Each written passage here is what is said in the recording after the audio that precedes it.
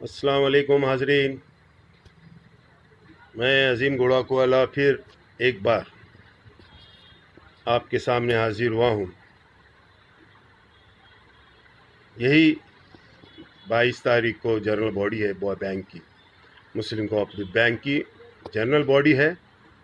और इस general body में एजेंडे के ऊपर 13 नंबर का एजेंडा, जिसमें ये इनामदार APA इनामदार मुस्लिम कोऑपरेटिव बैंक को, अपनी मुस्लिम कोऑपरेटिव बैंक को ये खुद की मालकाना हक उसके ऊपर हो जावे, इस वास्ते स्मॉल फाइनेंस बैंक बनाने के लिए इसने रेजोल्यूशन लाया हुआ है। और ये बता रहा है उसमें कि मुझे परमिशन दी हुई थी, मैं उसका फॉलो अप कर रहा हूँ पिछली जनरल बॉडी ने।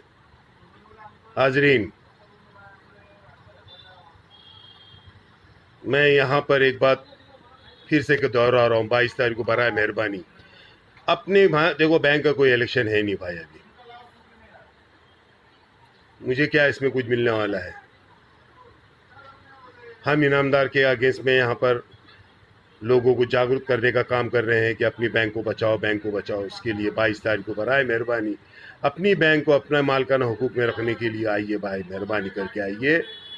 उसके साथ साथ में हमारा जो case supreme honourable supreme court के अंदर चल रहा है, मैं सुप्रीम कोर्ट के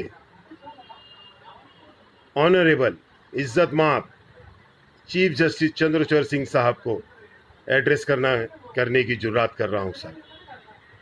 मैं माफ़ी चाहता हूं सर, ये PA इनामदार के अगेंस्ट में सुप्रीम कोर्ट के अंदर मोहम्मद इकबाल सर और उनके साथीदारों ने जो केस स्टे के लिए डाला था, हाई कोर्ट ने जो स्टे दिया था।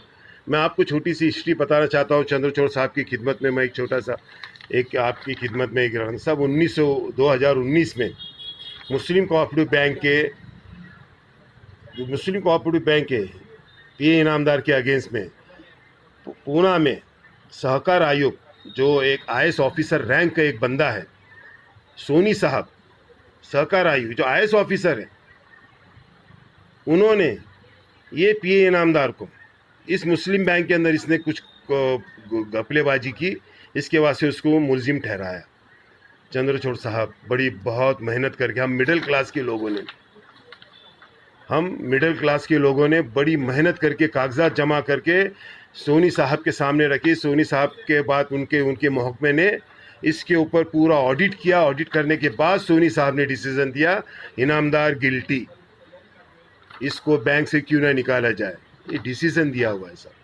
ये सारे कागजात सुप्रीम कोर्ट में, ये सारे कागजात चंद्रचूड़ साहब सुप्रीम कोर्ट के अंदर पेश किए गए। फिर उसके बाद सोनी साहब ने जब इस जो सहकार मिनिस्टर, कोऑपरेटिव चेयरपर्सन थे उस वक्त, सोनी साहब कोऑपरेटिव कमिश्नर थे, उन्होंने दिया हुआ है साहब। एक IAS ऑफिसर ने, IAS ऑफिसर रैंक के आदमी ने, IAS ऑफिसर नहीं, कुछ तो सोच समझ के इनामदार के अगेंस्ट में दिया था डिसीजन। अच्छा, इन्होंने चैलेंज किया, ये सहकार मिनिस्टर के पास गए, सहकार मिनिस्टर ने भी उसको यस बोला कि सोनी साहब ने जो डिसीजन दिया हुआ है, कोऑपरेटिव कमिश्नर ने जो डिसीजन दिया हुआ है वो सही है। फिर ये जब उन्होंने सही कहा तो ये इनामदार को कोर्ट से खेलने की बहुत आदत है सर। ये करोड़पति लोग हैं ना साहब, इनके पास पैसा भरपूर है। और पैसा भी किधर का, मुस्लिम बैंक का ही पैसा, खुद की जेब का तो डालना नहीं है। हम जैसे मिडिल क्लास के लोग भाई 2-2 कंट्रीब्यूशन करके, कोर्ट में जाना रहा तो हम लोग सब कंट्रीब्यूशन करके हम लोग जाते हैं, थोड़ा पैसा लेके। मिडिल क्लास के लोग हैं ना हम लोग सब, इस वजह से हमारे साथ में भी कुछ चीज़ें होती है, मिडिल क्लास होने की वजह से सज़ा मिलती है हमें। ये PA इनामदार हाई कोर्ट में पहुँचे, हाई कोर्ट में उनको जजमेंट, उस जजमेंट के ऊपर वहाँ के जज ने उसको स्टे दे दिया। हमने उस स्टे को सुप्रीम कोर्ट के अंदर हमने वहां पर डाला साहब।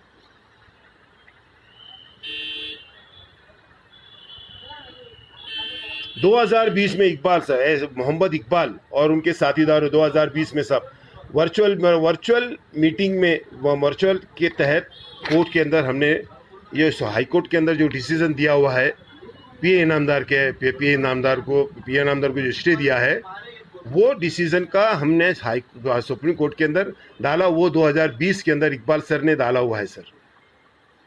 हम उनको SM इकबाल के नाम से जाते हैं। कोर्ट के अंदर उनका नाम है मोहम्मद इकबाल और उनके साथीदार आदर्श चंद्रचूड़ साहब।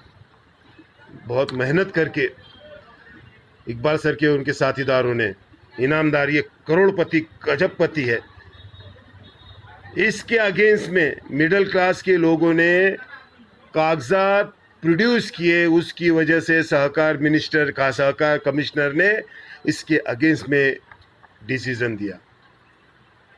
इस इनामदार को एक शौक है, ये मिनिस्टर लोग के, ये कमिश्नर के पास ये इधर जाता है तो खामोश रहता है, मगर कोर्ट में बोलता है कोर्ट में आके मैं देख लूंगा। मतलब कोर्ट में आके देख लूंगा, इसका मतलब क्या साहब? ये इनामदार की सोच इस तरीके की है।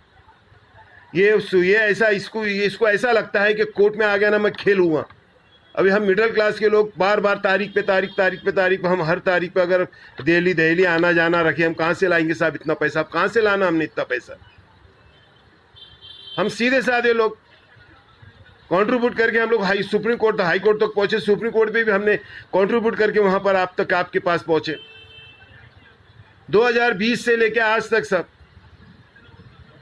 ये इनामदार को सहकार कमिश्नर ने, कोऑपरेटिव कमिश्नर ने गिल्टी ठहराया हुआ है। मगर सुप्रीम कोर्ट में जब हम उधर पहुंचे तो तारीख थमा दी गई। उतने ही पीरियड के अंदर मुस्लिम कोऑपरेटिव बैंक के इलेक्शन डिक्लेयर हो गए। मुझे तो ताज्जुब ये लगता है, सहकार कमिश्नर ने, कोऑपरेटिव कमिश्नर ने जिस बंदे को गिल्टी ठहराया, उस बेस के ऊपर भी सुप्रीम कोर्ट ने ये पीए इनामदार को इलेक्शन लड़ने की परमिशन दे दी, एक करप्ट इंसान को। मतलब या तो फिर हमें ऐसा लगता है कि सहकार कमिश्नर ने गलत डिसीजन दिया है। एक IAS ऑफिसर, गवर्नमेंट का ऑफिसर, महाराष्ट्र गवर्नमेंट का ऑफिसर, उसने डिसीजन गलत दिया है सर। ऐसा हो सकता है क्या साहब? चंद्रचूड़ साहब, आप सुप्रीम कोर्ट ने इनामदार को बोला इलेक्शन लड़ो। अब इलेक्शन हुए, इत्तेफाक से हम इलेक्शन हार गए।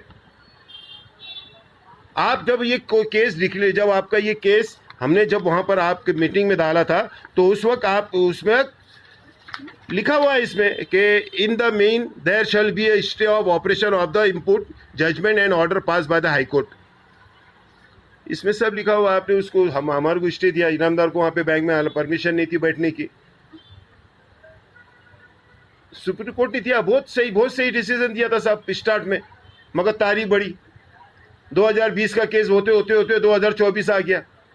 तारीख पे होते ये बैंक के इलेक्शन आ गए। ये इनामदार को सुप्रीम कोर्ट ने इलेक्शन लड़ने की परमिशन दी थी। अब क्या तर्क दिया हुआ उन्होंने, क्या तर्क नहीं दिया हुआ साहब, हमें इसके बारे में ज़्यादा मालूमात नहीं। सुप्रीम कोर्ट ने जजमेंट दिया है, कुछ तो बात रहेगी ना। हम मिडिल क्लास के लोग हैं ना साहब, और वो इनामदार करोड़पति है ना। ताशेरे उड़ तो हम ताशेरे तो उड़ेंगे साहब। कुछ अगर गलत हो रहा है तो उसके ताशेरे तो उड़ेंगे ना साहब। चंद्रचूड़ साहब, जस्टिस चंद्रचूड़ साहब, बाज़ियत माँ पे आप हमारे लिए, पूरी हिंदुस्तान की निगाहें आपके ऊपर है साहब। हमने देखा हुआ है इस चंद्रचूड़ साहब जब भी कुछ बोलते हैं या जब कुछ करते हैं तो लोगों की फलाह व बहबूदी के लिए करते हैं। अगर गिल्टी है तो वो आदमी गिल्टी कहलाता है। इलेक्शन की परमिशन दे दी, परमिशन देने के बाद इलेक्शन में हम इलेक्शन हार गए। हमारा कोई शक नहीं कि हम इलेक्शन हार गए भाई। जस्टिस साहब, चीफ जस्टिस साहब, हम इलेक्शन हारने के बाद ये इलेक्शन बैंक में पहुंचे जीत के, वहां पे चेयरमैन का इलेक्शन भी लड़ा वहां पे उन्होंने, और फिर कोर्ट में आके आपको ये बताया कि मैं इलेक्शन मार्जिन से जीता हूं, मुझे अभी बैंक के अंदर बैठने का परमिशन दो, क्योंकि आप लोगों ने हमें बैंक में जाने से मना किया था। उसको परमिशन दे दी गई। एक आदमी जो गिल्टी है, जिसको सहकार कमिश्नर ने, कोऑपरेटिव कमिश्नर ने गिल्टी ठहराया हुआ है, ऐसे बंदे को मुस्लिम कोऑपरेटिव बैंक के अंदर आके बैठने की परमिशन दे दी। अब साहब अब हमने ऐसे ही देखा था, बहुत सारी जगह सुना था भी कि आप छेड़छाड़ नहीं करेंगे, ये नहीं करेंगे। अभी तुमने तो जो चोर है, जिसको सहकार मिनिस्टर ने बताया कि ये चोर है, उसको ही आपने बैंक में फिर से आके बैठने की परमिशन दे दिया। वो सब छेड़छाड़ क्या नहीं करेगा बैंक के अंदर बैठ के। पिछले मार्च 2023 की मार्च को फाइनल डिसीजन देने वाले थे साहब सुप्रीम कोर्ट। उतने पीरियड के अंदर सब खेला हो गया। आज तक सुप्रीम कोर्ट की हमारी केस की फाइनल डिसीजन नहीं दे सकी सुप्रीम कोर्ट। कभी ये तर्क देते हैं, कभी वो तर्क देते हैं। चीफ जस्टिस साहब, हमारी आपसे हाथ जोड़ के विनती है, बहुत सीधे साधे लोग हम लोग कंट्रीब्यूट करके वहां तक पहुंचते हैं। हम गरीब मिडिल क्लास के लोग, गरीब लोग हैं साहब। दिल्ली आना 10 मतलब हमको सोचना पड़ता है दिल्ली आना कि नहीं। हमने बड़ी मुश्किल से हम पैसे जमा करके वहां तक पहुंचते हैं। और ये करोड़पति जो लोग हैं, जैसे इनामदार जो है, पीए इनामदार, करोड़पति लोग हैं ये। इनके लिए क्या है, प्लेन से आना, बैंक का पैसा तो इनके खुद का तो पैसा है नहीं।